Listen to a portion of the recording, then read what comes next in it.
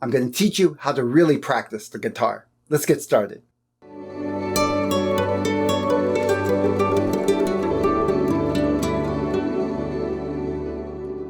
Here's some tried and true ideas on practicing that have worked for me and for my students. They're in no particular order. The same place. Try setting up a specific place to practice. Have your guitar or your other tools like your metronome, picks and stuff ready to go in that place. And set things up so it's comfortable, it's easy as possible to get started. Perhaps even put some inspirational photos in the area. Okay, guys, I'm thinking musicians, not pinup girls. Now, not only will this eliminate the need to decide where to practice, but when you sit down to practice, you'll find it becomes easier and easier to just let go of what you were doing and get into that mental space. Most writers know this trick. When they sit at the writing desk and they go to the writing corner, their mind shifts into writing mode. The same time. Another good habit, perhaps a little more difficult, but quite effective, it's to practice at the same time each day. You're invoking the power of habit. Do you ever spend a lot of time thinking about whether or not you should brush your teeth in the morning? No, because you're so used to it, you do it every morning, you can do it half asleep. For many years, you've done that same thing over and over, and it's just become a habit, and your mind goes to default mode in the morning, and you don't even have to think about it.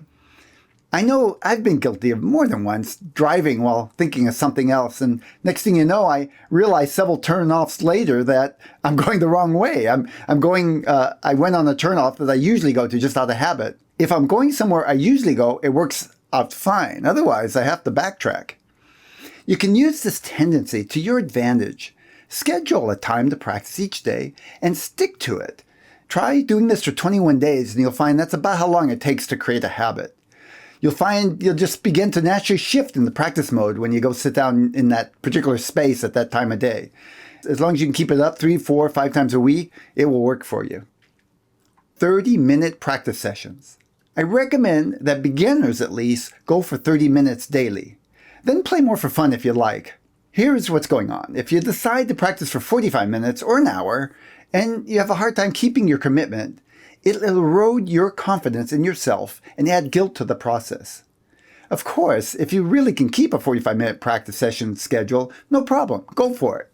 Most people are better off starting with 30 minutes and expanding after they've experienced success for a month or more. Less than 30 minutes and you won't really get warmed up. You don't get the most out of your practice time.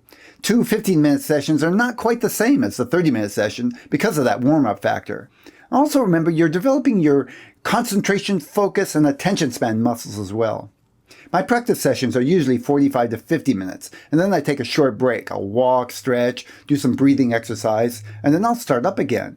I found that when I practice that way, I can concentrate better. If I practice for longer, my concentration wanes, and I don't get as much value out of the session. 48-hour rule. For the first 6 months, I prefer a year, don't let more than 48 hours go without practicing.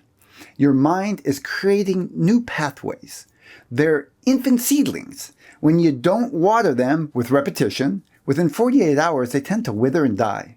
You'll find yourself going forward and backwards a lot if you regularly let more than 2 days go by without practicing. Once your seedlings have developed into strong saplings, then this particular rule doesn't really apply.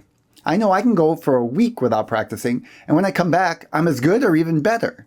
But I've been doing this for 40 years. Whoops, give away my age. Don't look back. When you miss a day or two of practice, or 3, don't look back. Just get back on that horse and go forward. Don't get in the habit of justifying a missed day by promising yourself you'll practice twice the next day. It just doesn't really work out that way. But if you can practice twice in a day, go for it. Guilt and self-criticism won't help you.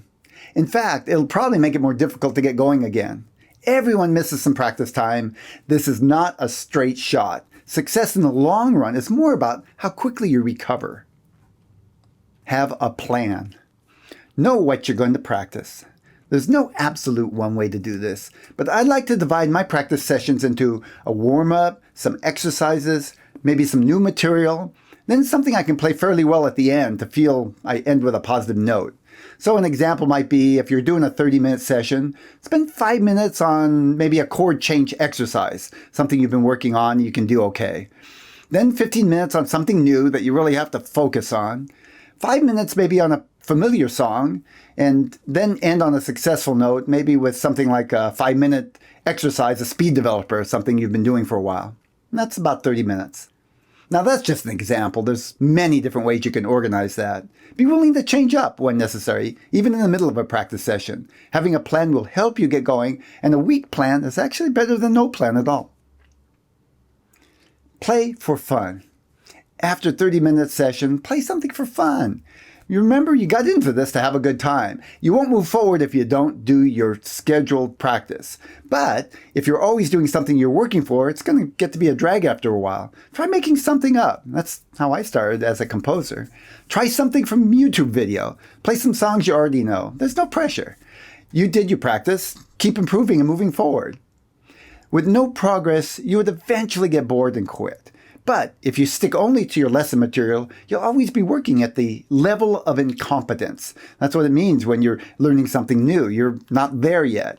You see, the idea of lessons is that as soon as you get something down, your teacher's duty is to move you forward and teach you something else. So by reserving some time to play just for fun, you'll remember why you wanted to play in the first place. Thanks for joining me in this video.